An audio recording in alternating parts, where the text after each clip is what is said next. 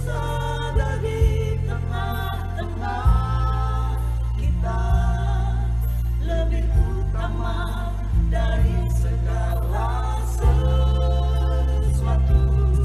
Doa mengawali pekerjaan. Pagi-pagi benar, waktu hari masih gelap, ia bangun dan pergi keluar. Ia pergi ke tempat yang sunyi dan berdoa di sana. Markus 1 ayat 35.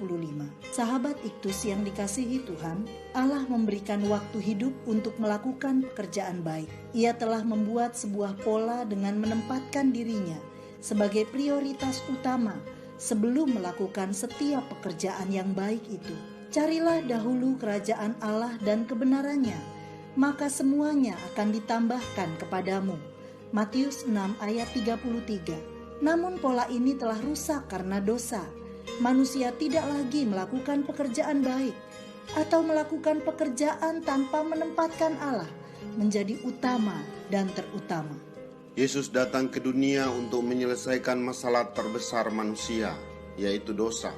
Ia mati di atas kayu salib menggantikan hukuman dosa manusia, sehingga setiap orang yang percaya kepadanya tidak binasa, melainkan beroleh hidup yang kekal. Selain dari maksud penyelamatan, kedatangannya ke dunia juga memberikan teladan bagi kita untuk hidup sesuai dengan pola yang telah dirancangnya, bahwa Allah harus menempati urutan pertama sebelum melakukan segala sesuatu. Mari kita meneladani apa yang Yesus lakukan. 1. Doa mengawali pekerjaan yang rutin. Markus 1 ayat 35 sampai 39 menyampaikan tentang karya Yesus dalam masa pelayanannya di dunia. Inilah pekerjaan rutin yang dilakukan oleh Yesus, yaitu memberitakan Injil, mengajar dan menyembuhkan. Sebelum Yesus melakukan semua pekerjaan rutinnya, ia berdoa. Ayat 35. Istilah pagi-pagi benar, waktu hari masih gelap, menunjukkan waktu dini hari atau sebelum subuh, yaitu dalam kesunyian di mana banyak orang masih tertidur dan belum melakukan aktivitasnya. Yesus memberi teladan untuk menempatkan waktu untuk intim dengan Bapa sebelum melakukan semua pekerjaan rutinnya. Dan lihatlah, hasilnya adalah pelayanan yang efektif dan penuh kuasa. Injil kerajaan Allah diberitakan, pengajaran yang penuh hikmat disampaikan, dan mujizat kesembuhan terjadi. Orang dibawa pada pertobatan sejati, dan Allah Bapa dimuliakan. 2. Doa mengawali pekerjaan yang khusus. Lukas 6 ayat 12 dan 13. Ia berdoa semalam-malaman. Ayat 12. Sebelum ia memanggil dan memilih murid-muridnya. Ayat 13. Bukan hal yang biasa atau lebih dari sekedar pekerjaan rutin, karena harus menentukan pilihan siapa yang akan menjadi rasul, dan keputusan ini sangat menentukan kelangsungan pekerjaan misi penyelamatan di dunia. Yesus ke bukit dan mengambil waktu semalam-malaman berdoa kepada Allah. Inilah waktu spesial yang dipersiapkan untuk berbincang-bincang dengan Allah dan memahami kehendaknya. Dan lihatlah, hasilnya adalah 12 orang yang mampu mengguncangkan dunia ini. 12 rasul adalah orang sederhana, namun dapat merobohkan 3 tembok kekuatan pada masa itu, yaitu Yahudi dengan keagamaannya, Yunani dengan filsafatnya, dan Romawi dengan militernya. Injil dapat menembusi 3 kekuatan ini melalui orang-orang sederhana yang dipanggil dan dipilih berdasarkan doa. 3. Doa mengawali pekerjaan yang sangat khusus.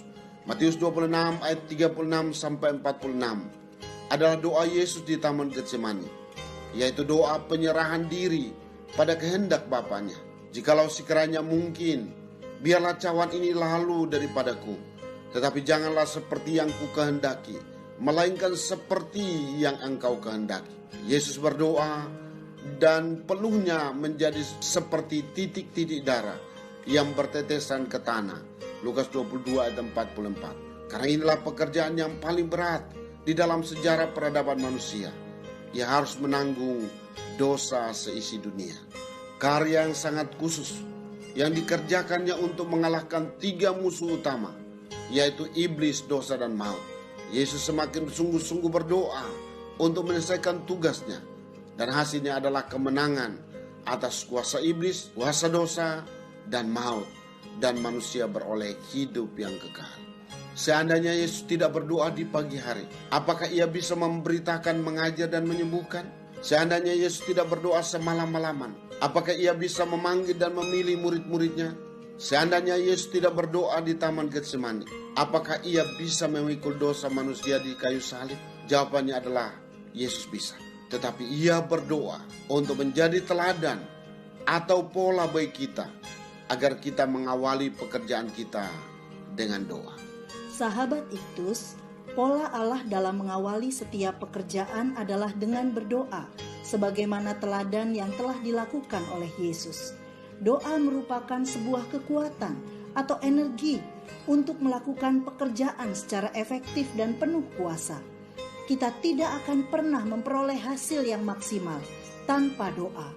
Berdoa sebelum melakukan semua pekerjaan rutin kita setiap hari. Berdoa semalaman ketika kita harus mengambil sebuah keputusan penting, dan semakin sungguh-sungguh berdoa untuk keselamatan jiwa.